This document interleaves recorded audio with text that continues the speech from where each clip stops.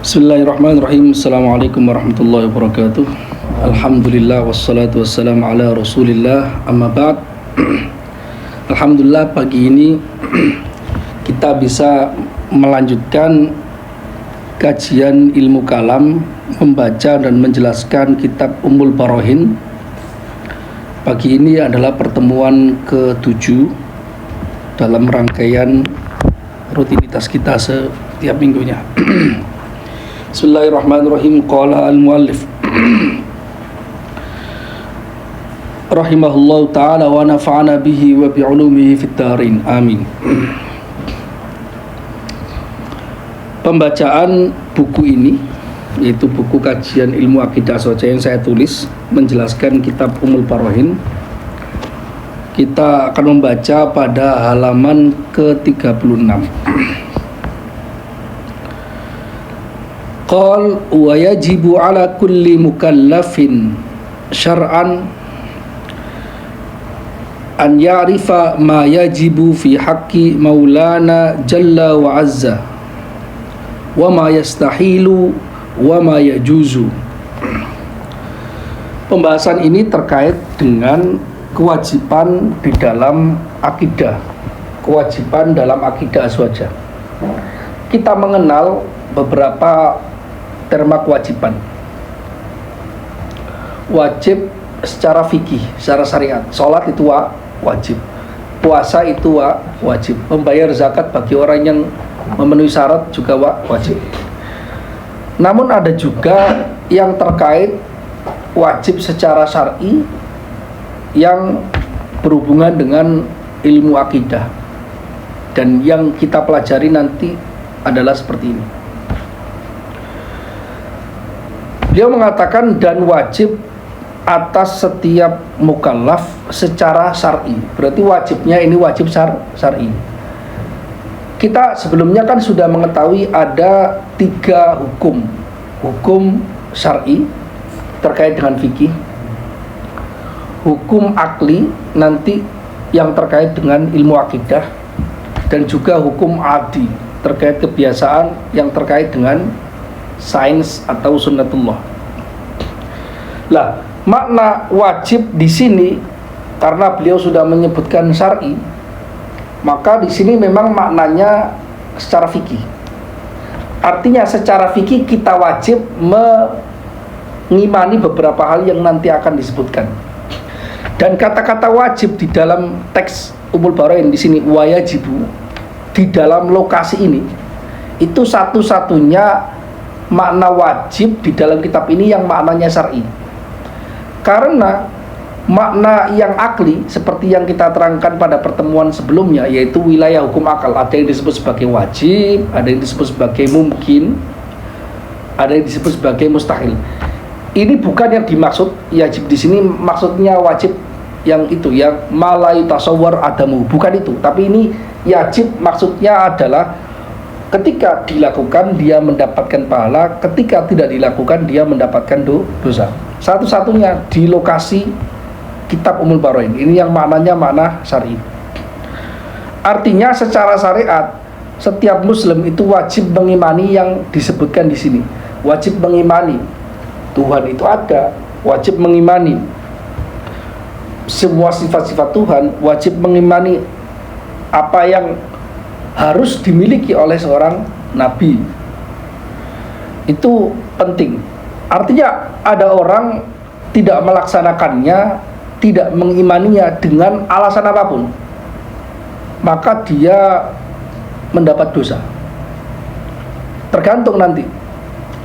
Kalau dosanya ini levelnya fatal sehingga sampai mengingkari eksistensi Tuhan, maka dia berdosa sekaligus keluar dari agama. Karena nggak mungkin kita mengatakan dia itu orang muslim sekaligus nggak percaya dengan Tuhan, itu nggak mungkin.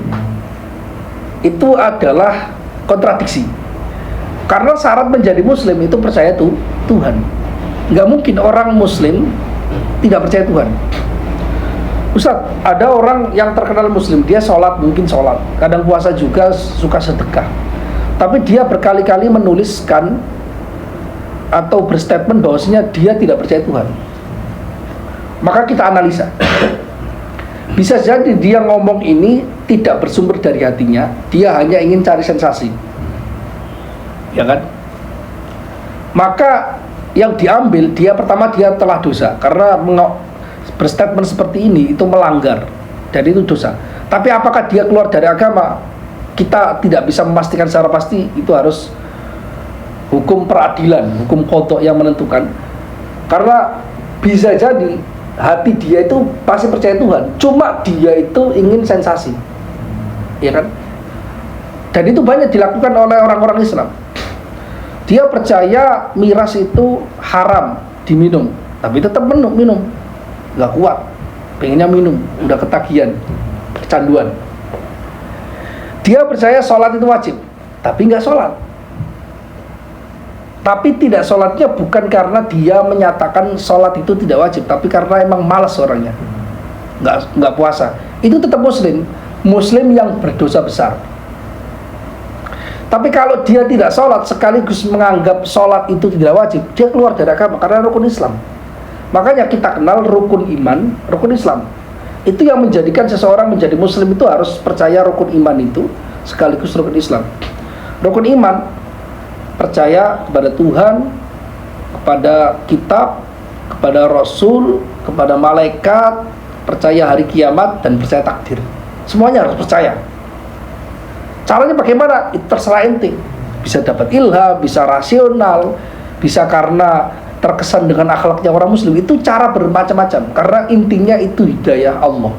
Hidayahnya bisa lewat ilmu rasional, bisa lewat ilmu yang nggak rasional. Banyak orang masuk Islam akhirnya percaya dengan Tuhan karena hal-hal yang klinik misalnya, banyak. Atau bahkan hanya karena kenyamanan, dia ngobrol sama orang muslim nyaman, dia introvert, sedangkan di agama sebelumnya dia tidak nyaman. Itu saya pernah mendapati orang Cina yang masuk Islam gara-gara dia nyaman sama penjual apa ya, gorengan atau penjual siomay gitu. Dia orangnya introvert, akhirnya masuk Islam. Itu kan gak rasional banget, gak pakai argumentasi. Tapi masuk Islam itu kehendak Tuhan loh. Seluruhnya itu hidayah Allah. Ilmu-ilmu yang dituliskan para ulama itu usaha maksimal mereka untuk kalangan-kalangan tertentu, dan ini manfaatnya, hidayahnya luar biasa besar, menjadi wasilah. Tapi Allah tidak terikat dengan aturan seperti itu. Allah itu suka-suka Allah, yang ngasih hidayah ke orang-orang tertentu ada. Bahkan orang Islam keluar dari Islam dengan alasan yang nggak rasional itu banyak. Saya pernah mendengar ada orang Muslim, terus dia sakit, terpaksa masuk ke rumah sakit Kristen. Di rumah sakit Kristen itu tiap ruangannya ada gambar salib. Ketika dia dalam keadaan sakit, itu pandangannya buram, terus melihat salib di depan itu kayak gerak-gerak gitu. Dia sembuh, masuk Kristen. Dia merasa Tuhannya itu benar. Gara-gara gitu, dia merasa bahwasanya yang gerak-gerak di bayangan itu Tuhan dia. Ini gak rasional, karena setiap hari dia melihat anime kan bergerak-gerak juga kan. Kenapa kok itu gak dianggap Tuhan, sedangkan yang cuma satu doang gak menarik, biasa-biasa aja itu gini-gini, terus dia menganggapnya sebagai Tuhan. Itu kan cara berpikirnya tidak rasional. Tapi Allah mencabut hidayahnya. Itu suka-suka Allah. Jadi intinya orang masuk Islam itu karena percaya dengan rukun iman yang 6 itu, dan juga percaya kewajiban rukun Islam. Kewajibannya, bukan selalu melaksanakannya. Kalau tidak melaksanakannya, dia dosa besar, iya. Tapi tidak otomatis dia keluar dari agama. Kita harus percaya rukun Islam, syahadat, harus melaksanakannya. Kalau itu wajib. Ada orang pura-pura nggak syahadat karena dia ada ancaman, tapi di dalam hati syahadat. Itu yang diperselisihkan para ulama. Tapi banyak dari ulama mengatakan dia muslim indallah, muslim di sisi Allah, tapi dia hanya nggak mengucapkan syahadat. Hanya kita memperlakukan dia seolah orangnya bukan muslim, karena kita nggak tahu buktinya. Tapi itu menurut Allah itu muslim. Itu banyak kejadian di Mesir, banyak yang bahkan dia seorang pendeta, keluarga besarnya itu pendeta semua, dia masuk Islam, tapi tidak terang-terangan ngomong syahadat. Yang tahu itu hanya anaknya sendiri. Ketika meninggal dia ngomong bersaksi ke orang-orang masyayikh saya bahwa bapak saya itu udah puluhan tahun masuk Islam, dia sholatnya sembunyi-sembunyi. Tapi orang nggak bisa memverifikasi, hanya satu kabar dari anaknya saja, dan itu banyak. Dia ketakutan ceritanya, kalau dia terang-terangan masuk Islam, dia dibunuh di Mesir kayak gitu. Sebagian. Artinya harus sadar, kalau tidak, pokoknya dia wajib meyakini Tuhan ada, sekaligus Rasul itu sebagai Rasul, Nabi Muhammad sebagai Rasul, kan itu syahadat. Sholat, zakat, puasa, haji. Banyak orang Muslim nggak haji karena nggak punya uang, nggak bisa dipaksakan, Tapi percaya haji itu wajib. Andai kata dia punya uang, dia haji. Atau dia punya uang, tapi peraturannya dia nunggu 20 tahun. Belum 20 tahun, 19 tahun dia udah meninggal. Dia percaya haji itu wajib, dan itu yang menjadikan dia Muslim, tapi dia tidak melaksanakannya karena satu dan yang lainnya. Artinya menjadi seorang Muslim itu percaya rukun iman dan Islam. Oke.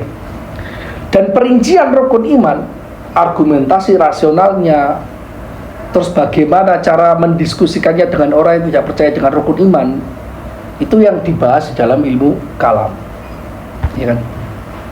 Wajib bagi seorang mukallaf, setiap mukallaf secara syar'i, meyakini, mengetahui, maksudnya di sini adalah meyakini apa yang wajib bagi Allah Subhanahu wa taala. Wajib yang kedua ini maknanya bukan wajib syar'i.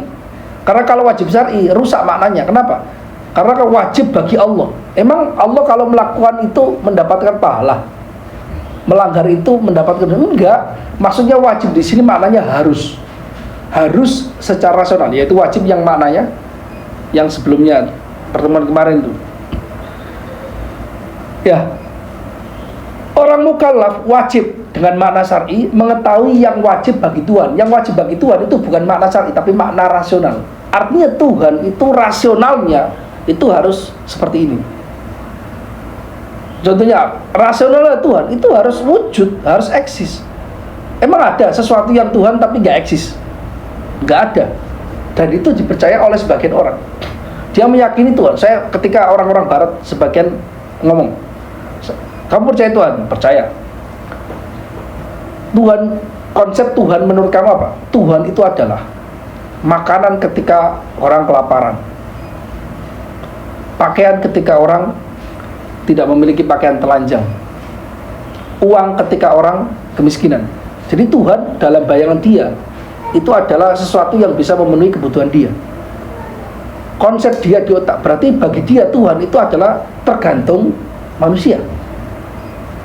Bahkan beberapa saintis-saintis Barat itu yang ateis itu percaya bahwasanya Tuhan itu adalah konsep yang diciptakan murni oleh otak manusia, neuroscience kata dia. Dan ketika diteliti katanya orang beriman dengan nggak beriman itu ada perbedaan di beberapa otaknya, simpul-simpulnya berbeda di otaknya. Dia menyimpulkan bahwasanya sebenarnya Tuhan nggak ada, yang ada itu hanya simpul di otak kalian. Ya kan? Berarti dia meyakini Tuhan itu bukan sesuatu yang harus ada, tapi diadakan oleh otak manusia. Artinya dia percaya Tuhan, yang Tuhan itu tergantung dari manusia. Itu Tuhan atau enggak gitu. Kan menurut konsep kita kan nggak mungkin Tuhan itu tergantung dengan yang lainnya. Nah kalau Tuhan tergantung dengan yang lainnya, apa yang membedakan dia dengan patung? Patung bisa ada karena tergantung kita yang membuatnya. Terus kita sembah itu sebagai Tuhan. Apa bedanya dengan itu? Nggak ada bedanya. Konsep ketuhanan yang dipercaya oleh orang-orang seperti ini bermasalah. Karena dia menciptakan Tuhan. Padahal fungsi Tuhan itu pencipta, bukan yang diciptakan. Otak dia menciptakan Tuhan. Imajinasi kan diciptakan oleh otak manusia kan sebenarnya. Muncul di otak manusia. Ya. Wajib mengetahui, seorang mukallaf wajib mengetahui apa yang harus. Biasanya necessity kalau dalam bahasa Inggris itu necessity, yang harus atau wajib bagi Allah Subhanahu wa taala. Dan harus percaya apa yang mustahil bagi Tuhan. Artinya kalau mustahil berarti dia tidak mungkin kita sematkan pada Tuhan. Tuhan punya anak. Itu nggak rasional. Kalau Tuhan punya anak, berarti ada bagian dari diri Tuhan yang dimiliki oleh manusia yang nantinya jadi anaknya Tuhan. Ada bagian yang tidak sempurna ketika entitas tertentu dia memiliki anak itu lebih lengkap dibandingkan tidak memiliki anak. Maka ketika dia belum memiliki anak, dia berarti bukan hal yang lengkap. Ketika belum lengkap, berarti dia bukan Tuhan, karena Tuhan harus lengkap. Ada orang nikah 20 tahun gak punya anak, orang pasti ngomong kasihan dia belum punya anak, artinya nggak lengkap. Ada dalam kehidupan dia nggak lengkap. Oke? Berarti entitas atau Tuhan, kalau kita bayangkan Tuhan butuh kelengkapan untuk melengkapi dirinya sehingga harus punya anak, itu berarti sebenarnya konsep Tuhannya bermasalah. Itu bukan Tuhan. Atau taruhlah begini, Tuhan punya anak. Kita melihat orang yang punya anak lebih sempurna dibandingkan orang yang tidak punya anak. Oke, dari sisi ini. Tapi di sisi yang lain, orang yang punya anak itu sebenarnya itu juga nggak sempurna.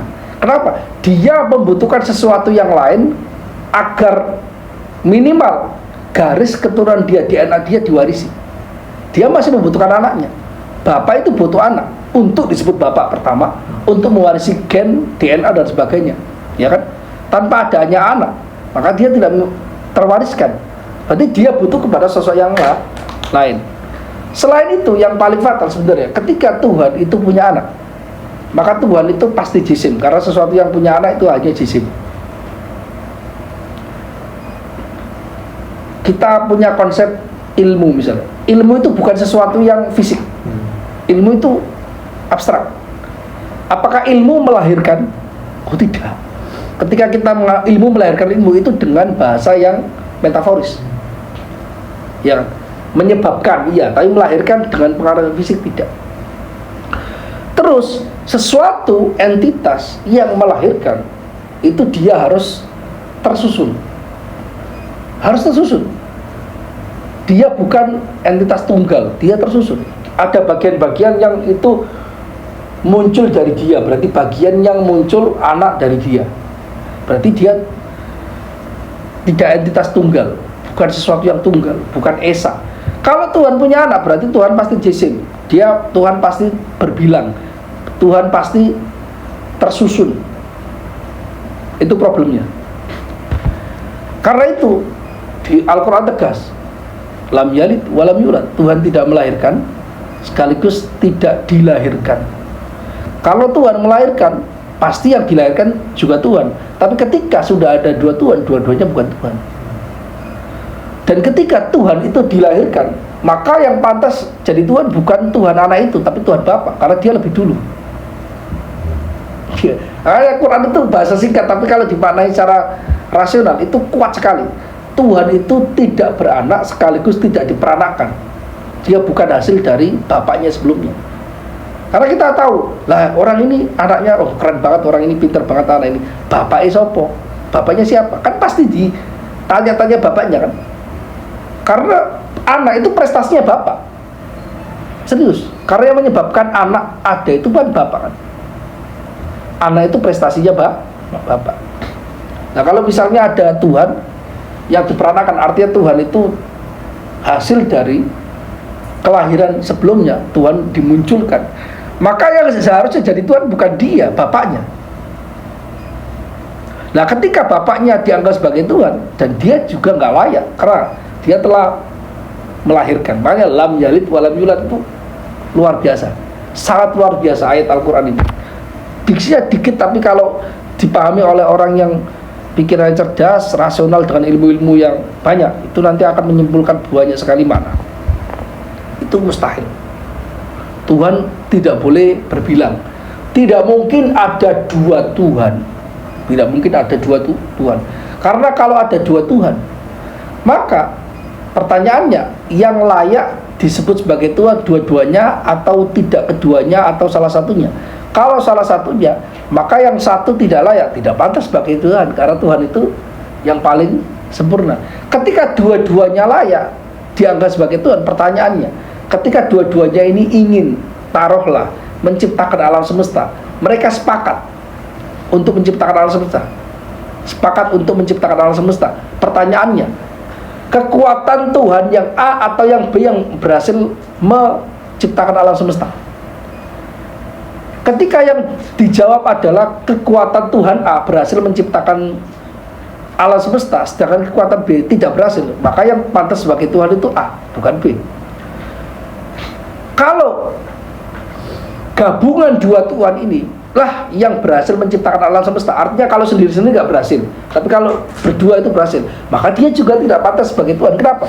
Tuhan kok nggak berhasil untuk menciptakan alam semesta? Hanya berhasil ketika butuh bantuan entitas lain, berarti dia bukan Tuhan.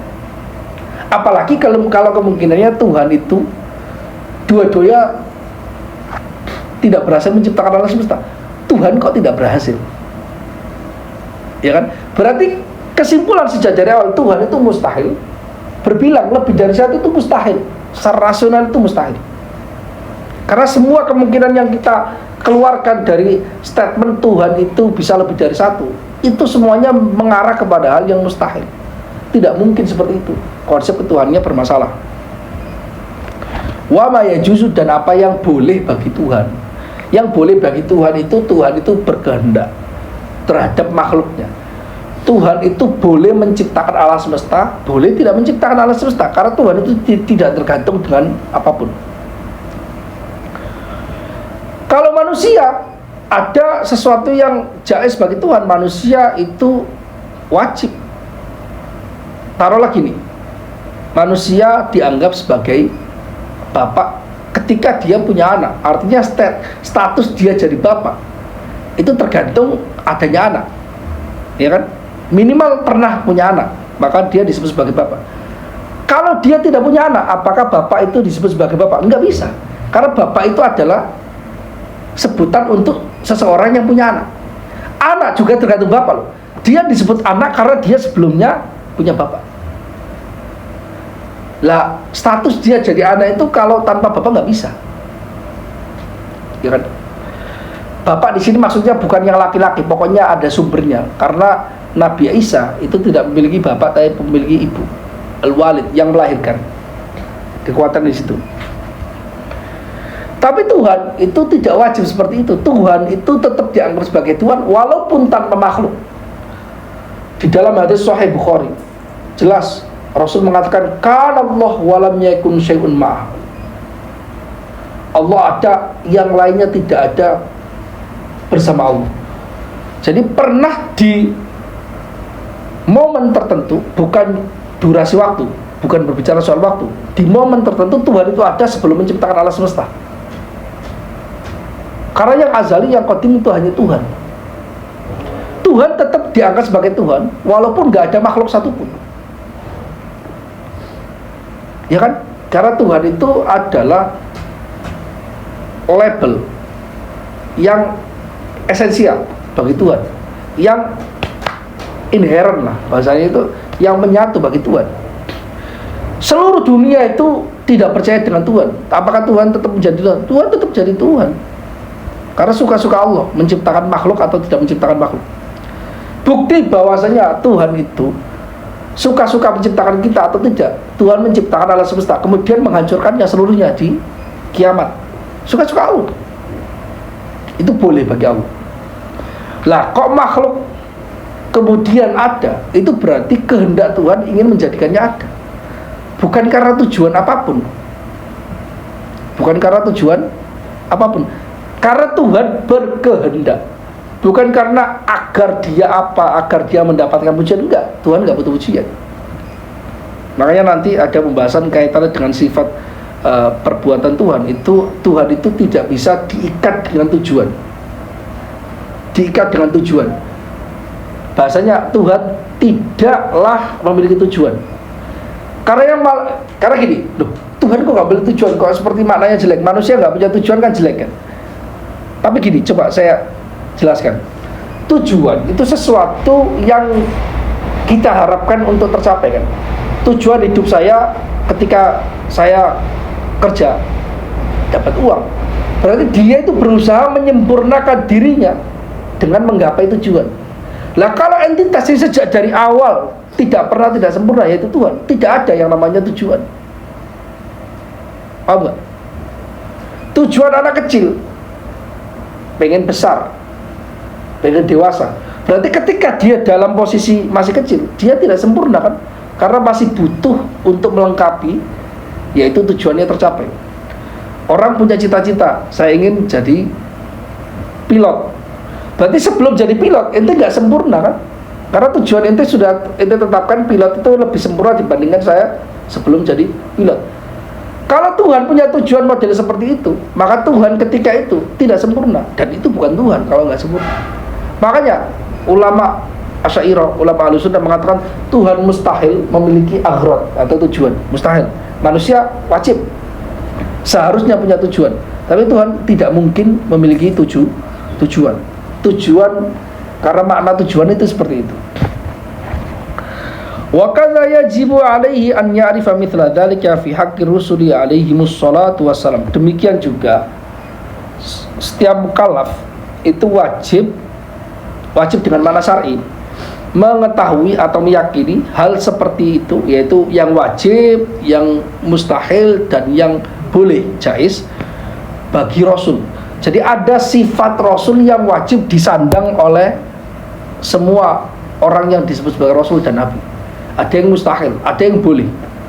Yang wajib misalnya, Rasul itu harus jujur, sidik. Itu sifat wajib. Lah kalau Rasul aja nggak jujur, nggak sesuai dengan apa yang diomongkan dengan kenyataan yang ada dirasakannya, maka dia bukan Rasul. Karena kalau demikian, maka misalnya gini, kata siapa jujur itu wajib bagi Rasul? Kenapa? Ya, apa bukti rasionalnya bahwa Rasul itu wajib memiliki kejujuran?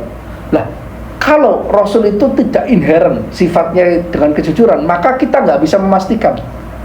Kita nggak memiliki bukti yang kuat bahwa omongan dia itu semuanya benar. Bisa saja kan dia berbohong.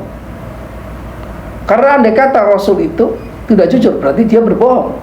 Lah kalau dia punya potensi bisa berbohong, taruhlah bisa berbohong, maka sabda dia, ajaran dia, dari mana kita tahu itu bersumber dari Tuhan? Dia punya potensi bohong. Ada orang, ya, dia tapak di Sungai Ciliwung, kemudian karena mendapatkan masukan-masukan kesetrum listrik, mungkin ada orang lagi cari ikan gitu kan, dia merasa mendapatkan pencerahan, kemudian setelahnya dia mengaku sebagai Rasul, dia mendapatkan pencerahan, mendapatkan wahyu bilangnya. Oke, taruhlah itu statementnya itu kita percaya, oh itu benar-benar mendapat pencerahan dia. Tapi kita pertanyakan, orang ini punya potensi bohong atau tidak punya potensi bohong? Punya potensi bohong. Kalau dia punya potensi bohong, dari mana kita meyakini statement dia? Statement saya punya potensi bohong, statement kalian punya potensi bohong. Karena kejujuran bukan inherent bagi manusia selain Nabi. Dan kalau Nabi itu wajib, karena dia, kalau dia bukan masih memiliki potensi bohong, maka dia tidak pantas dianggap sebagai Rasul. Makanya Nabi dan Rasul itu manusia, iya, tapi manusia yang sebagian sifat kemanusiaannya dicabut, diganti dengan sifat-sifat yang lain. Manusia, dari sisi manusia itu punya potensi bohong, tapi Rasul itu dicabut potensi yang jelek-jelek ini. Semuanya tidak pernah bohong. Paham nggak? Itu model. Makanya manusia itu makhluk khusus, makhluk yang dilahirkan secara khusus. Para ulama mengatakan Rasul itu tidak diusahakan, Nabi juga tidak diusahakan. Dia lahir memang sudah menjadi Nabi. Beda dengan ulama. Ulama itu berusaha. Dia lahir nggak tiba-tiba orang alim, enggak. Harus belajar untuk bisa jadi alim, untuk jadi ulama. Kaya, lahir langsung kaya, enggak. Dia harus berusaha untuk menjadi kaya. Loh, kan bisa aja dia warisan bapaknya kaya terus dia kaya. Iya kaya, tapi setelah itu kalau dia nggak berusaha untuk tetap menjadi kaya, kan langsung bangkrut, bisa kan? Bisa. Harta itu pasti bisa ada habisnya gitu loh. Kalau dia nggak belajar bagaimana mempertahankan kekayaan, dia pasti habis kok. Namanya uang kok. Ya, itu yang beda. Jadi kita harus meyakini nabi itu manusia biasa iya. Makanya dalam Al-Quran Allah mengatakan, Kul innama ana basyarun mithlukum yuha ilai. Katakan bahwa saya itu manusia seperti kalian. Tapi nggak berhenti di situ ayatnya. Yuha ilai, yang saya diberikan wahyu. Manusia biasa seperti kita, dari sisi ada daging dan tulangnya, fisiknya iya. Tapi dia tidak seperti manusia pada umumnya karena dia diberikan wahyu. Karena syarat kepantasan untuk diberikan wahyu itu harus memiliki sifat-sifat itu. Itu nanti penjelasan terkait dengan apa makna wahyu itu. Orang yang tidak memiliki sifat-sifat wajib seperti itu, mustahil dia memiliki dia dapat wahyu itu mustahil. Kalau sejenis wahyu iya, ilham itu sejenis wahyu, tapi dia bukan wahyu. Potensi secara fisiknya tidak mungkin kuat. Makanya sudah ditegaskan setelah Nabi, la nabiyya ba'di, tidak ada nabi setelahku. Karena sudah ditetapkan secara takdir tidak ada punya potensi untuk bisa menggapai wahyu lagi seperti Nabi. Ala kulli hal seperti itulah. Oke, makanya saya di sini menuliskan dalam diksi saya penjelasannya, diksi wajib dalam paragraf ini adalah satu-satunya wajib yang bermakna wajib syar'i, bukan wajib secara akal. Dalam kitab Ummul Barain, kata-kata wa yajibu ala kulli mukallaf wa kadza yajibu alaihi, itu satu-satunya wajib maknanya adalah ketika dikerjakan mendapatkan pahala, ketika ditinggalkan mendapatkan dosa. Itu saja. Di dalam lokasi ini saja, nggak ada yang lain. Karena wajib di sini maksudnya sesuatu yang jika dilakukan mendapatkan pahala dan jika ditinggalkan mendapatkan dosa. Beda dengan makna wajib di pembahasan sebelumnya dan pembahasan seluruhnya dalam kitab ini. Wajib dengan makna sebelumnya itu maknanya itu adalah harus, pasti, harus dan pasti. Wajib yang sebelumnya, wajib yang wilayah hukum akal itu pasti dan harus. Makanya wajib itu ada kalanya dengan makna wajib, ada kalanya dengan makna pasti dan harus dalam bahasa Indonesia. Kalau wajib dalam bahasa kita kan sesuatu yang perlu kita lakukan untuk mendapatkan pahala, ya seperti itu kan. Atau supaya tidak mendapatkan hukuman, wajib kamu datang 5 kali salah seminggu kerja, 5 hari dalam seminggu kerja. Kalau tidak berarti dipotong gajinya, ya kan. Ada punishment, ada konsekuensi ketika tidak melakukan. Itu juga makna wajib yang kita kenal dalam makna syar'i. Yang kita kenal dalam makna syar'i dalam bahasa Indonesia, wajib itu maknanya demikian.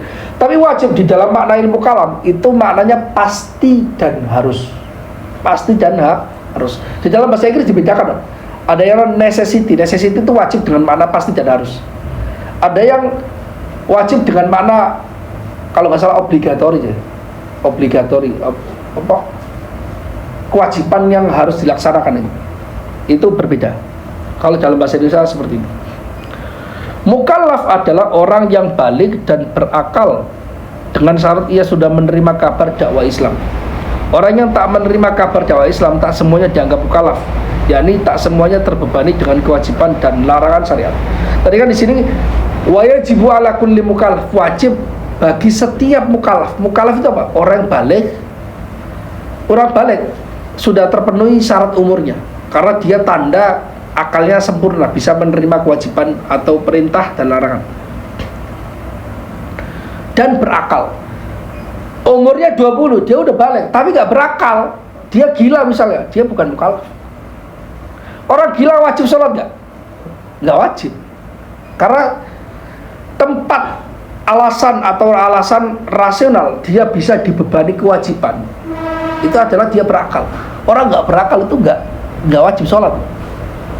Nah, nanti dibahas dalam fikih. Apakah ketika misalnya dia sadar, kemudian dia gila, kemudian dia sembuh dari kegilaan, apakah di dalam masa ketika gila dia wajib mengqadha sholat atau tidak? Itu ada perincian di dalam fikih.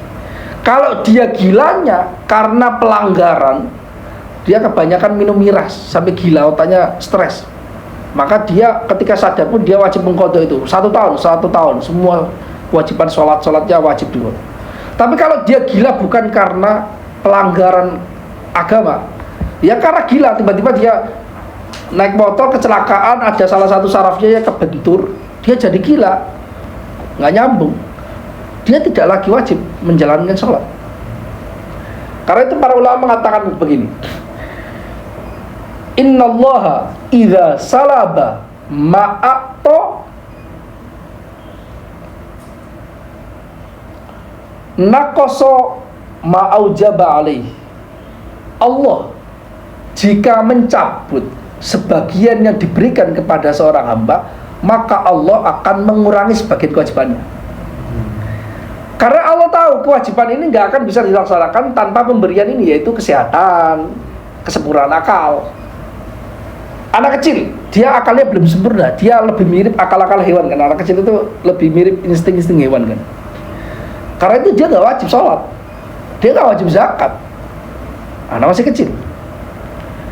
Makanya agama Islam itu agama yang menentukan, sangat menitik beratkan pada kaitannya dengan akal. Karena semua ajaran agama itu nggak bisa dilaksanakan dengan tidak berakal atau tidak sadar, itu nggak bisa. Taruhlah itu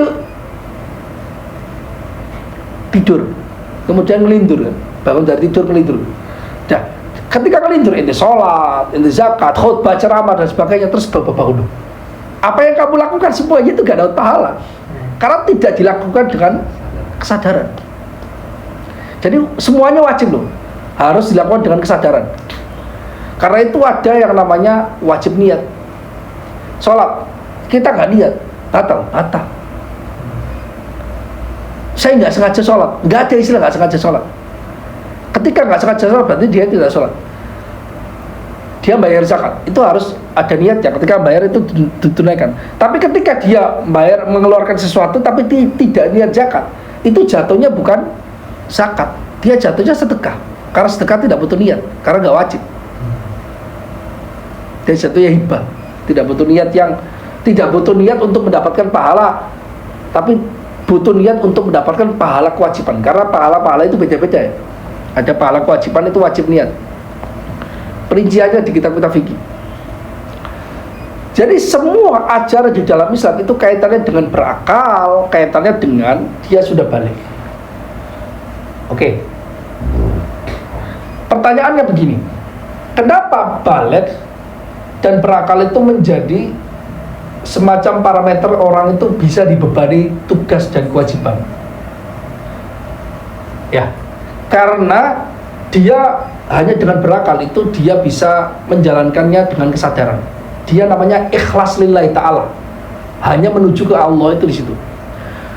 Ada orang yang dia punya potensi berakal, dia juga balik, tapi dia tidak ada sesuatu yang membuat dia bisa memahami kewajibannya itu. Taruhlah gini, kita tahu sholat wajib itu dari mana? Dikabari guru kita. Lah guru kita dan seterusnya itu karena dari Al-Quran, waqimus sholat, dan tunaikan sholat. Nah, untuk bisa memahami bahwa ini perintah Allah, tunaikan sholat, maknanya kewajiban, itu berarti apa? Dia harus berakal kan? Itu pertama. Kedua, dia harus sampai kabar ke dia. Makanya para ulama itu membahas di sela-sela pembahasan soal ini. Andai kata dia itu sudah balik, dia sudah berakal, potensi akalnya udah lengkap, tapi kabar perintah sholat ke dia itu gak sampai, itu bagaimana hukumnya? Kabar bahwa ada yang namanya Nabi Muhammad gak sampai ke dia, itu bagaimana hukumnya? Orang di pedalaman Papua itu masih banyak yang sampai sekarang itu meyakini presiden dia itu Soekarno. Ada orang pernah datang dikasih uang, pokoknya harus ada gambar Soekarno. Dia nggak tahu presiden dia Pak Soekarno, dia nggak tahu Jokowi, nggak tahu Prabowo, nggak tahu Soeharto, nggak tahu sama sekali. Terus dia juga nggak pernah ketemu ulama di sana. Ulama hidupnya aja masih pakai koteka, dia hidup di gunung-gunung. Para ulama menyebutkan orang seperti itu dia tidak mukallaf, karena dia tidak sampai kabar Islam ke dia, tidak masuk dakwah ke dia. Ya kan? Walaupun dia hidup setelah Nabi Muhammad turun, tapi dia hidup di lingkungan yang memang tidak mungkin ada informasi ke sana. Para ulama membahas itu. Lah, ini kata para ulama itu mulhaq, digolongkan bi ahlil fatrah, dengan orang-orang yang hidup di masa transisi. Masa transisi praktisnya itu masa antara Nabi Isa dengan Nabi Muhammad, itu kata para ulama tidak ada nabi, tidak nabi antara Nabi Muhammad dan Nabi Isa. Nabi Isa itu nabi terakhir sebelum Nabi Muhammad. Jaraknya itu 550 tahun sampai 600 tahun. Di fase 600 tahun kosong dari kenabian, itu tidak mungkin ada ajaran yang bisa diimani, karena tidak ada. Pertama, Nabi Isa ajaran-ajarannya banyak dipalsukan oleh pengikut-pengikutnya, tidak valid, tidak otentik. Salah satu bukti tidak valid, tidak otentiknya adalah, coba carikan sekarang benar-benar naskah Bible yang ditulis ada sanadnya di masanya Nabi Isa. Nggak ada. Bahkan mereka nggak ketemu. Nabi Isa pakai bahasa Ibrani, teks bahasa Ibrani manuskripnya ada nggak? Ada. Al-Quran masih banyak. Lah Al-Quran salah-salah di awalnya itu dihafalkan karena memang syarat kita hafalan. Sedangkan dan banyak terbukti orang yang hafal Quran, orang yang hafal Injil nggak terbukti. Oke, itu pertama. Kedua, nabi-nabi zaman dulu, sebagaimana ditulis di Injil juga, itu nabi lokal. Nabi Isa itu hanya diutus ke Bani Israel, bukan di luar Bani Israel. Lah kalau ada orang hidup di zamannya Nabi Isa, tapi dia beda bani, beda suku, dia bukan Bani Israel, orang Arab misalnya, bukan Bani Israel. Seperti orang tuanya Nabi Muhammad, Sayyid Abdullah dan Sayyidah Aminah. Para ulama mengatakan mereka itu ahlul fatrah, orang yang hidup di masa transisi. Orang yang hidup di masa transisi walaupun berakal, menurut Asy'ariyah itu dia mulhaq, dia tidak akan terkena khitab, dia tidak akan terkena beban kewajiban, karena tidak ada informasi yang masuk ke dia.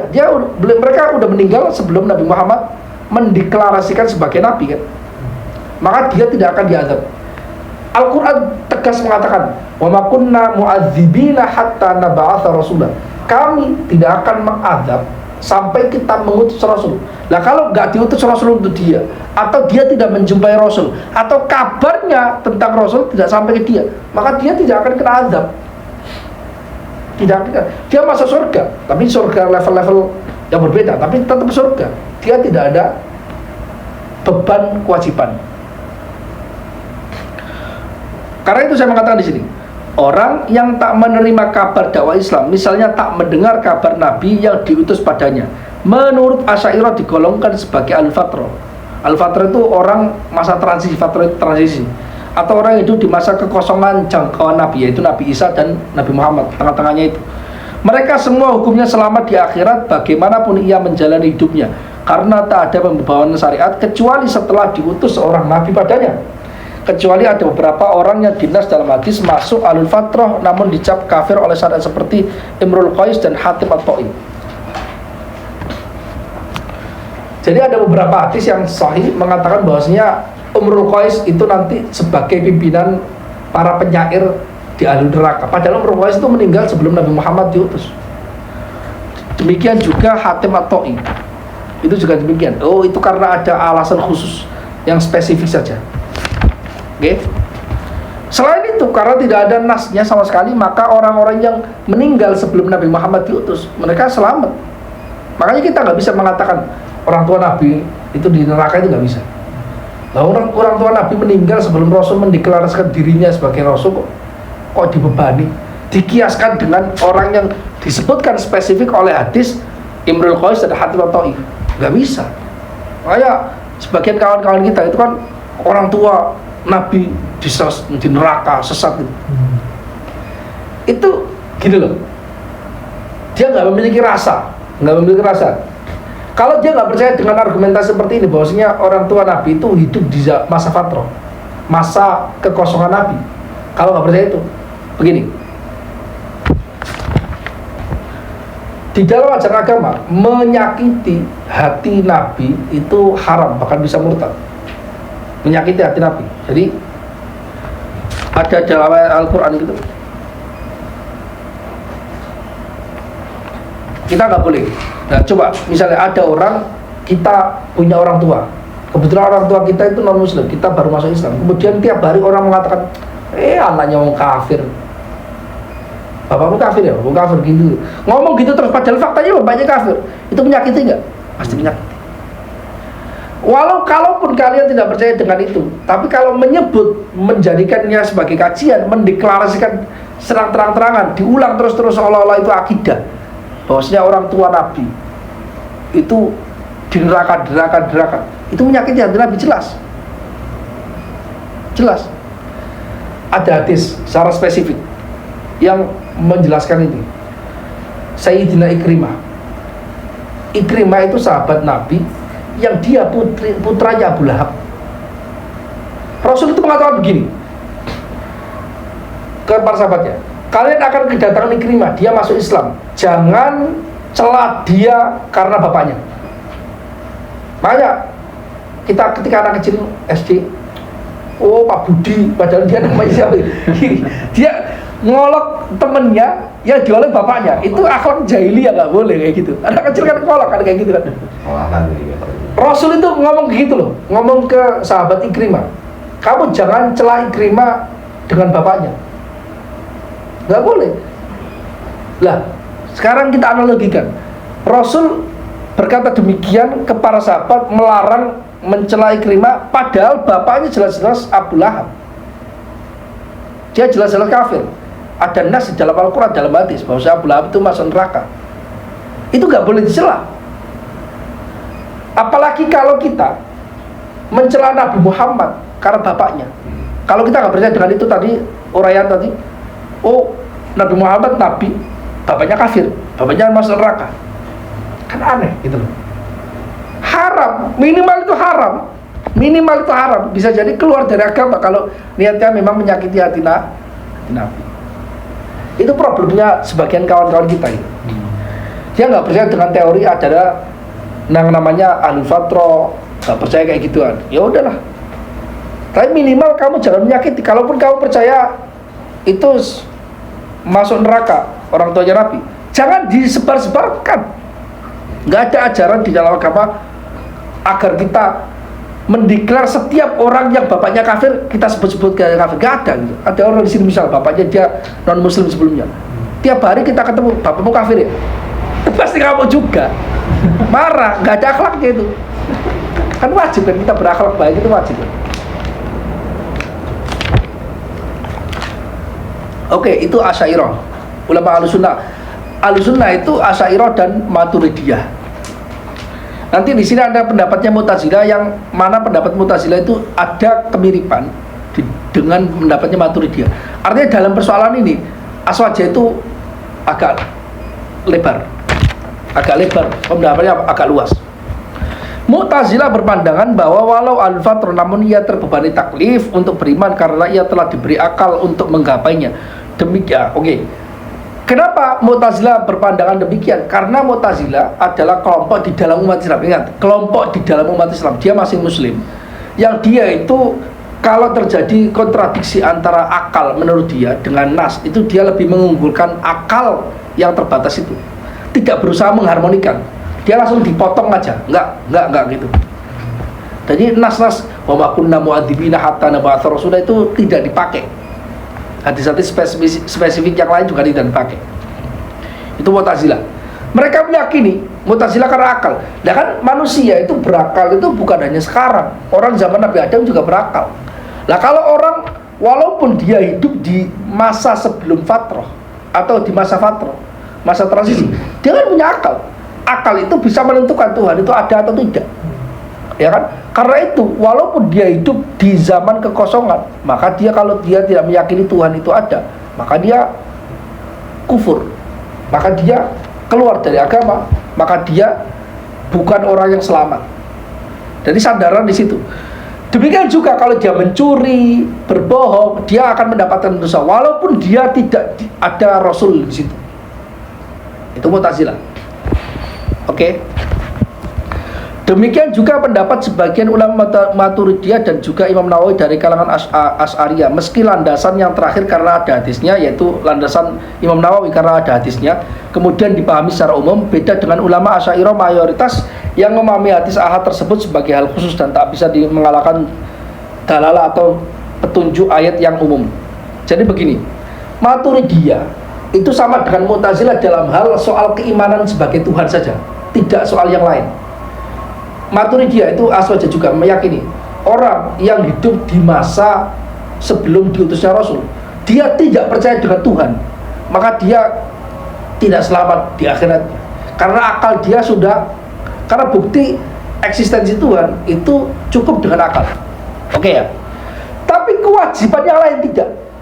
Dia berbohong, tidak sholat, tidak apapun itu, mencuri dan sebagainya, tidak. Beda dengan Mu'tazilah. Mu'tazilah kan semuanya diterapkan. Oke, ada lagi yang berbeda ya. Ulama Asy'ariyah tapi agak berbeda, yaitu Imam Nawawi. Imam Nawawi itu meyakini gini, nggak ada orang yang disebut sebagai Ahlul Fatrah, itu nggak ada. Kenapa? Nah, kalau landasan Imam Nawawi, karena beliau bukan orang mutakalim, dia landasan ulama ahli hadis. Karena ada hadis yang secara spesifik Rasul mengatakan bahwa Imrul Qais, Hatim at-Tai itu di neraka. Padahal Imrul Qais dan Hatim at-Tai itu meninggal sebelum Nabi diangkat sebagai Rasul. Artinya dengan hadis ini oleh Imam Nawawi diumumkan, digeneralisasikan ke seluruh kasus. Berarti walaupun dia hidup di masa kekosongan Nabi, kalau dia tidak beriman kepada Tuhan, maka dia tidak selamat. Oke, Imam Nawawi. Tapi beda argumentasinya. Imam Nawawi berlandaskan hadis, Maturidiyah berlandaskan rasional. Mu'tazilah rasional, kemudian rasional diterapkan ke semuanya yang walaupun nggak rasional. Itu beda, sudut pandangnya berbeda.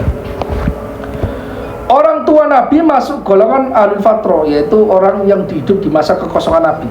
Sehingga hadis ahad dalam Sahih Muslim perlu ditakwil.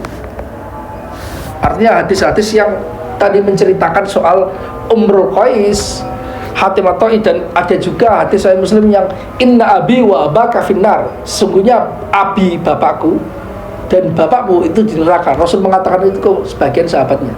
Para ulama mengatakan begini, kata-kata abun di dalam bahasa Arab itu nggak selalu bapak kandung, bisa jadi paman. Karena ada hadis mengatakan al-ab bimanzilatil ab, paman laki-laki itu selevel dengan ab. Tapi yang pasti dia bapak kandung itu al-walid. Al-walid yang melahirkan, yaitu orang tua kandung. Al-walid itu orang tua kandung. Nah, di dalam hadis ini abi wa abaka, bapakku dan bapakmu, maksudnya bukan selalu bisa jadi paman, karena pamannya Nabi mau kufur, Abu Lahab, Abu Jahal, ya kan? Al-ab bimanzilatil ab. Oke. Satu lagi, perbedaan sebagian ulama Maturidiyah dan Mu'tazilah dalam hal ini adalah yang pertama hanya menetapkan taklif pada Ahlul Fatrah dalam persoalan wajibnya percaya adanya Tuhan, bukan semua hukum. Sedang kelompok kedua yaitu Mu'tazilah menetapkan semua hukum bisa digapai lewat akal. Syariat hanya menguatkan keputusan akal. Oke. Khilafiyah ini, perbedaan pendapat antara Asy'ariyah, antara Mu'tazilah, antara Maturidiyah, antara Imam Nawawi, itu khilafiyah ini hanya terjadi ketika syariat belum turun, yaitu kaitannya dengan Rasul belum mendeklarasikan sebagai Rasul, yaitu zaman Fatrah. Ketika sudah turun seperti sekarang, semuanya sepakat hukum syariat diambil dari sumber syariat, yaitu Quran dan Sunnah. Walaupun Mu'tazilah. Jadi Mu'tazilah, aplikasi pendapat Mu'tazilah itu hanya menurut mereka sendiri, itu diterapkan ketika masa kekosongan Nabi. Kalau sekarang Mu'tazilah juga mengambil dari Al-Quran dan Sunnah. Banyak ulama Mu'tazilah yang bermadzhab. Imam Zamakhsyari punya tafsir Al-Kasaf, madzhabnya Hanafi, ngambil referensinya dari Quran dan hadis. Walaupun Mu'tazilah, karena aplikasi pendapat Mu'tazilah itu bukan setelah Nabi turun, tapi sebelum Nabi itu turun. Paham nggak? Jadi misalnya gini, misalnya kawan-kawan misalnya ada di kampus ngomong, saya mendeklarasikan diri saya sebagai seorang Mu'tazili, saya ingin menghidupkan paham Mu'tazilah karena itu membawa kemajuan Islam, rasional dan sebagainya. Oke. Apa yang kamu lakukan? Kita tidak perlu mengambil Quran dengan hadis, tapi kita rasional. Itu bukan Mu'tazilah. Karena Mu'tazilah sendiri itu percaya dengan Quran dan hadis dan berusaha untuk memahaminya, mengharmonikannya dengan akal. Ketika turun, sudah turun Al-Quran, sudah turun Nabi Muhammad yang mendeklarasi sebagai Nabi. Jadi dia mengaku-ngaku atas nama Mu'tazilah padahal dia bukan Mu'tazilah. Mu'tazilah nggak seperti itu, paham nggak? Mu'tazilah itu masih kelompok di dalam Islam, masih kelompok. Hanya beberapa pandangan dia itu bermasalah itu aja. Makanya dia keluar dari aswaja, tapi tidak keluar dari agama. Dia masih Muslim. Apakah boleh taklid dalam masalah akidah? Ya, kaitannya gini. Orang yang mengamalkan akidah itu kan harus dengan kesadaran kan? Harus. Nah, kalau dia mengamalkan akidah tapi tidak taklid, tapi dia taklid. Taklid maksudnya di sini mengikuti pendapat orang. Maksud dari mengikuti pendapat orang itu ngomong begini. Ketika ditanya, kata Imam Ghazali seperti ini, kenapa sih kamu kok percaya dengan Tuhan? Ya gimana, bapak saya percaya Tuhan kok, guru saya percaya Tuhan, masa saya nggak percaya Tuhan? Hanya dengan itu, dan dia meyakini itu, tidak ada pertimbangan apapun dari diri dia bahwa dia harus percaya Tuhan. Mengapa kamu percaya dengan Rasul? Bapak saya percaya Rasul, guru saya percaya Rasul, saya masa nggak percaya Rasul? Orang kampung sini percaya Rasul semua, masa saya enggak? Hanya pertimbangan itu tidak ada unsur dari pertimbangan pribadinya. Para ulama itu nyaris sepakat orang ini nggak masuk Islam, dia bukan Muslim. Karena Muslim gini loh, nasib setiap orang itu kan masing-masing kan, bukan karena gurunya, bukan karena bapaknya. Oke, kalau dia percaya dengan Nabi, tapi murni hanya karena gurunya, hanya ikut gurunya, hanya ikut bapaknya, berarti dia sebenarnya bukan percaya Nabi, percaya dengan omongan guru dan orang tua. Tidak ada pertimbangan sama sekali. Ingat, sama sekali. Tidak ada sama sekali pertimbangan dari diri dia. Walaupun analogi singkat, tidak ada. Itu yang bisa dikatakan dia bukan Muslim. Hanya ngikut. Dia seperti orang yang berjalan, seperti kotoran yang ngambang di sungai. Dia ngalir sesuai dengan alir. Dia nggak ada usaha sama sekali untuk menggerakkan dirinya. Itu yang nggak boleh. So, itu yang dimaksud taklid dalam agama. Itu nggak boleh. Makanya taklid di dalam akidah itu nggak boleh dan nggak bisa terjadi. Kalau di dalam fikih boleh. Misal gini, saya kasih ilustrasi yang akan memahamkan kenapa taklid di dalam akidah itu tidak mungkin terjadi dan tidak boleh. Ada orang dinasti tertentu, dinasti Kristen misalnya, berhasil menguasai wilayah Islam sehingga orang di sana dipaksa untuk masuk Kristen. Taruhlah seperti kejadian Andalusia, terjadi penghangusan etnis Muslim di sana. Oke. Di dalam akidah Islam, ketika orang dipaksa untuk dia keluar dari agama, terus dia mengucapkan ya udah saya pindah agama, saya ke Kristen, tapi hatinya ngomong enggak, saya cuma bohong supaya menyelamatkan diri dia. Dia dalam agama itu masuk Islam, tetap Islam enggak? Tetap Islam. Di dalam Al-Quran sudah mengatakan illa man ukriha wa qalbuhu mutmainnun bil iman, kecuali orang dipaksa hatinya tetap Muslim.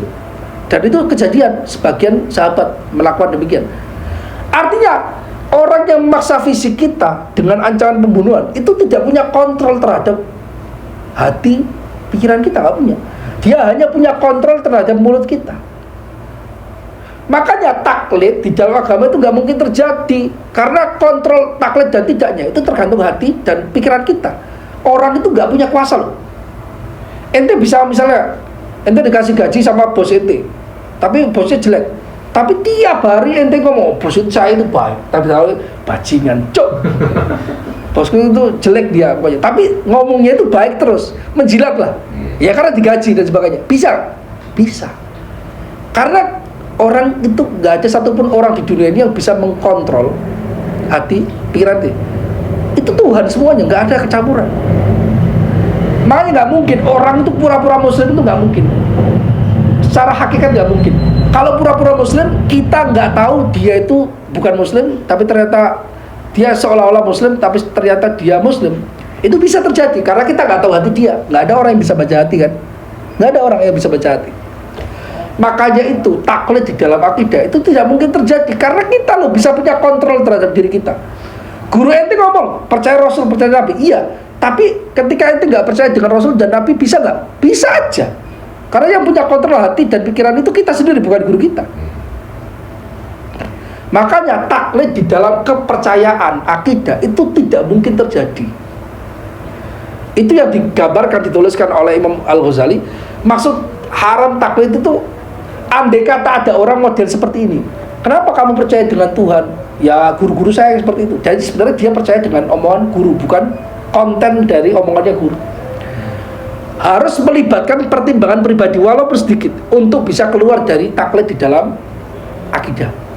Makanya kaidahnya di dalam akidah tidak boleh taklid haram. Oke, di dalam fikih boleh taklid bagi orang yang tidak mampu beristihad. Tapi kalau yang sudah mampu beristihad seperti imam-imam mazhab itu wajib beristihad, nggak boleh taklid sama sekali. Oke, gini. Apakah boleh taklid dalam masalah akidah? Pendapat yang kuat tidak boleh, karena semua orang bisa melaksanakan. Semua orang bisa melaksanakan dengan pertimbangan dan tidak harus menggunakan argumentasi rasional yang kuat. Nggak harus. Banyak orang masuk Islam ya karena hidayah Allah, dia menggunakan argumentasi yang nggak rasional. Banyak. Dan itu sah. Paham nggak? Jadi ilmu kalam ini mempelajari argumentasi rasional yang kuat. Kaum elit yang otaknya cerdas. Jadi ilmu kalam itu bagi orang yang otaknya cerdas, yang otaknya hidup. Nggak harus dia paham bahasa Arab, nggak. Otaknya dipakai. Common sense dipakai, otaknya dipakai. Ya. Pendapat yang kuat tidak boleh taklid di dalam masalah kita, karena orang awam pun, yang kita sebut sebagai awam pun juga beristihad dalam masalah akidah. Istihad dengan beragam cara ya. Ada istihadnya level KW1, KW2, pokoknya istihad. Artinya dia menggunakan pendapat pribadi untuk menentukannya. Harus ada pertimbangan pribadi. Bedanya orang alim akidah beristihad melalui argumentasi yang terperinci dan mampu mendiskusikannya kepada lawan. Sedangkan orang awam hanya beristihad lewat argumen global dan tak mampu mendiskusikannya dengan lawan. Orang yang nggak belajar ilmu kalam, artinya orang awam di dalam masalah akidah, dia ketika didebat sama orang-orang kayak gitu, apa buktinya kamu percaya dengan Tuhan? Dia hanya argumentasinya lemah saja, tapi dia tetap berargumentasi karena dia orang awam. Imannya sah, nggak ada masalah.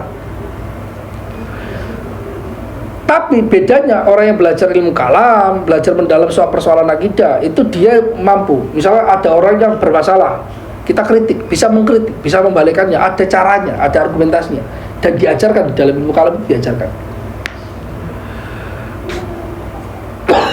Orang-orang tua zaman dulu, misalnya ada orang aneh-aneh gitu,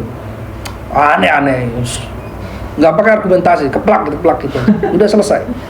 Itu kenapa? Argumentasi yang ada di dalam diri dia itu dia udah rasakan, tidak mampu diungkapkan dengan kata-kata. Iya kan? Itu sah dan sudah absah. Tidak harus semuanya itu pandai merangkai kata-kata, merangkai argumentasi secara rasional, tidak harus. Kalau semuanya harus seperti itu, gak ada orang yang bekerja. Terus fungsinya pembagian tugas itu dari mana? Ada yang orang ahli kalam, ada orang ahli matematika, ada orang ahli biologi, ada orang jadi pilot. Kalau pilot harus wajib jadi ahli kalam, gimana? Nanti tabrakan, nggak punya waktu. Lah terus kalau semuanya belajar model-model agama seperti ini, nggak dibagi-bagi sesuai dengan minat dan bakat, nanti siapa yang kerja di pabrik? Siapa yang kerja itu? Nggak bisa. Itu Imam Ghazali mengatakan demikian. Jadi potensi bakat dan minat tiap orang itu berbeda. Makanya dikuatkan apa yang menjadi minat dia. Yang wajib bagi dia percaya rukun iman, rukun Islam, menjalankan sholat lima waktu dan sebagainya, selesai. Perinciannya nggak perlu tahu, karena dia bukan tugas dia. Sebagaimana saya nggak perlu tahu dokter itu menyembuhkan saya itu alasannya, rasionalnya apa, penelitiannya apa, jurnal apa saja yang menentukan bahwasanya obat paracetamol itu bisa menyembuhkan. Itu nggak ada, kita nggak tahu gitu loh. Dan semua orang itu nggak harus tahu gitu, nggak harus tahu. Itu porsinya masing-masing. Iman bukan persoalan fitrah atau dorur, namun kasbi, yaitu persoalan yang harus diusahakan. Meski terkadang sebagian orang diberikan karomah mampu menggapai halnya nadhori atau teoritis secara doruri aksiomatik, sebagaimana disebutkan Imam Sanusi dalam Syarah Al-Kubra. Artinya gini, iman itu diusahakan. Orang beriman berarti dia menggunakan akal dia untuk beriman. Itu secara umum. Tapi ada orang yang dilahirkan dalam keadaan dia langsung beriman tanpa usaha sama sekali, bisa. Tapi itu sedikit ya. Orang dilahirkan langsung majdub, jadab. bahasa kita jadab. Itu bisa, meninggal jadab, bisa. Dulu tahun 80-an atau sebelum itu di Sidoarjo terkenal. Ada namanya Mbak siapa sih, aku lupa namanya. Pokoknya dia lahir itu sujud. Dan dia itu hanya nangis, hanya bisa diam ketika lihat langit. Bahkan ketika dia menikah, dinikahkan oleh orang terkait keluarga pesantren, dia salah satu putranya ada yang jadab. Itu dia sampai diajari cara untuk berhubungan suami istri itu gimana. Diajari sampai udah gede, nggak tahu caranya. Dia lahir dalam keadaan memang jadab. Bukti kalau dia itu nggak pura-pura jadab, karena ulama-ulama besar pada mengakui, pada tabarukan ke sana. Habib Abdullah bin Abdul Qadir pada datang ke sana. Iya, ulama-ulama besar dari luar negeri dan dari Indonesia juga pada ngakui kalau itu anu. Bahkan ketika sholat, dia nggak sadar, dia muter-muter sholatnya. Sampai jalan kayak Seroni bilang cerita, muter. Lah sama Kiai Seroni, jadi beliau putranya Kiai besar dan akhirnya jadi wali juga. Tapi masih kecil itu dikerjain. Ini wali kok aneh-aneh gitu. Orang wali jatuh kok aneh-aneh, sholat kok muter-muter gitu. Dipasang foto cewek cantik di depan terus kayak gini. Akhirnya khusyuk. Itu maksudnya bukan karena cewek itu enggak. Karena ketika seseorang melihat sesuatu atau gini, orang yang lagi jadab itu adalah dia itu akalnya itu tertutup dengan sinaran Tuhan. Dia tidak terikat dengan duniawi sama sekali. Makanya dihadirkan sesuatu yang itu berbau duniawi agar duniawinya muncul. Ketika duniawi muncul, akalnya muncul lagi. Nggak tertutup dengan itu. Karena ketika duniawi muncul itu nur ketuhanan itu kan agak berkurang tuh. Makanya dia muncul. Itu caranya. Bukan beda lagi karena itu bukan itu. Jadi ada dosis tersendiri untuk orang itu. Itu cara memahaminya. Bukan berarti karena perempuan itu bisa jadi dia nggak sadar, tapi itu karena itu langsung akalnya sadar lagi gitu. Akalnya sadar lagi. Sebelumnya nggak sadar. Seperti orang yang dalam posisi benar-benar cinta, itu kan hilang semua kesadaran. Rindu, hilang kesadaran.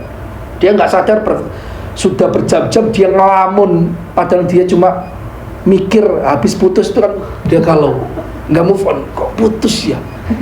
Itu 3 jam gini doang nggak sadar. Orang lihatnya 3 jam, dia ngerasain cuma 5 menit. Itu fakta. Sama dengan orang jadab. Yang asli loh, ada orang pura-pura. Kelihatan dari matanya sebenarnya beda. Orang asli sama orang yang nggak asli jadabnya itu beda. Dan ada yang jadab sama gila itu ada bedanya. Bedanya ya ada feeling tersendiri, ketahuan. Biasanya ada pengakuan dari ulama-ulama besar yang normal. Ulama besar yang normal nggak jadab. Itu harus ada pengakuan. Nggak ada satupun orang yang disebut sebagai wali jadab itu nggak dapat pengakuan. Kalau nggak dapat pengakuan dari tokoh-tokoh kredibel, itu berarti dia pura-pura. Itu intinya di situ. Karena nggak bisa kita bedain, itu nggak bisa secara jelas, itu nggak bisa, kecuali memang ada pengakuan yang banyak, bukan 1-2 tapi banyak. Sebagaimana siapa sih lupa saya, pokoknya di Sidoarjo terkenal beliau zaman itu. Ya kira-kira seperti itu yang bisa disampaikan lah pada pertemuan hari ini. Oke, kalau ada pertanyaan silakan.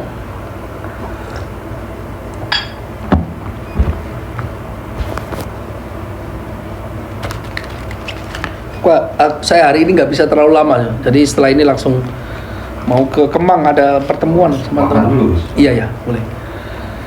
Berarti pertanyaan nggak usah dulu ya pertanyaannya. Sampai sini dulu ya.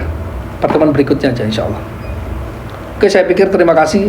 Semoga bermanfaat. Wallahul muwaffiq ila aqwamit thoriq. Assalamualaikum warahmatullahi wabarakatuh.